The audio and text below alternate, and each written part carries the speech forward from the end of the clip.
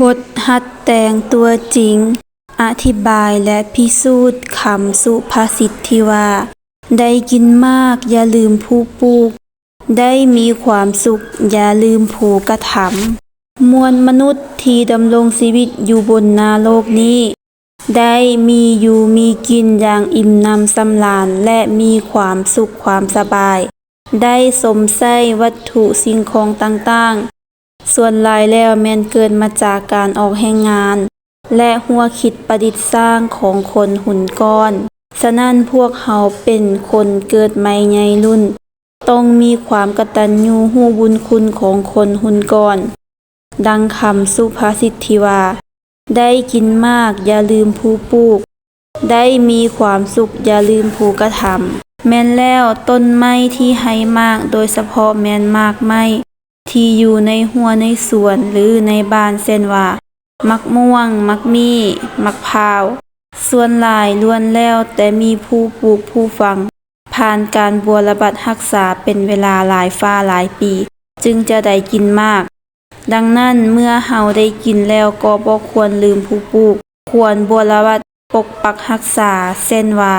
บ่ทำลายต้นไม้บ่ทางบ่ปั๊มบ่ทิ่มพร้อมทั้งเสริมขยายและปลูกอีกตื่มทั้งนี้ก็เพื่อเฮ็ดให้ทุกคนมีอยู่มีกินอย่างเพียงพอต่อกับคำสุภาษิตตอนหนึ่งที่กล่าวมาข้างเทิงยังบ่เพียงพอเมื่อได้มีความสนุกสุขสบายแล้ว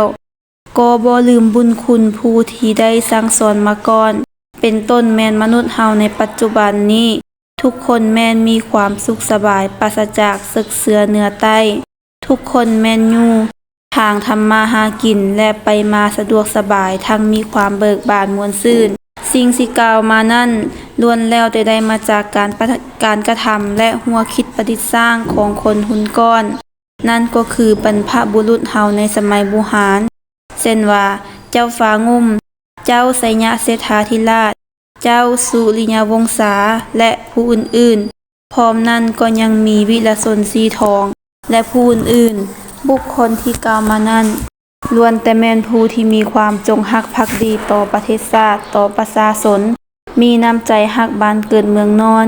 มีน้ำใจองอาจกล้าหาญมีน้ำใจมานะอดทนเอื้อเฟื้อเพื่อแผ่รู้จักเสียสละรักแพงช่วยเหลือซึ่งกันและกันนอกจากปัญหาที่กล่าวมาข้างถึงนั้นยังบ่ทันเพียงพอเมื่อพวกเขามาเว้าถึงสมัยประเทศชาติของพวกเขาตกเป็นหัวเมืองขึ้นให้จักรพรรดิต่างดาวพวกเขาได้กดขี่สุดฮีดพร้อมทั้งจูดเผาผลาญเฮือนศาลบ้านซองให้นาหัวสวนสัตว์สาบาสิงผู้พาป่าดงและทรัพยากรอันล้ำค่าของพวกเขาเกือบจะบ่มีหยังเหลือข้างต่อกับการกระทำอันโหดร้ายป่าเถื่อนที่กล่าวมานั้นบรรดาผู้นำที่แสนรักก็ได้ตัดสินใจและสละเหือแหงทั้งหมดเพื่ออุทิศชีวิตเลือดเนื้อต่อสู้จนกระทั่งชีวิตก็บ่เสียดายพร้อมกันนั้นก็ได้สมทบกับประชาชนบรรดาเผ่าต่างๆลุกขึ้นต่อสู้สมทบกับบรรดาประเทศไอ้น้องเพื่อสมทบกันต่อสู้อย่างละอิดละเอียวเป็นเวลาหลาย10 กว่าปีจึงได้รับชัยชนะนั่นก็ย้อนผลงานการกระทำของบรรดาทานผู้นำดังนั้นจึงสอดคล้องกับคำสุภาษิตที่ว่า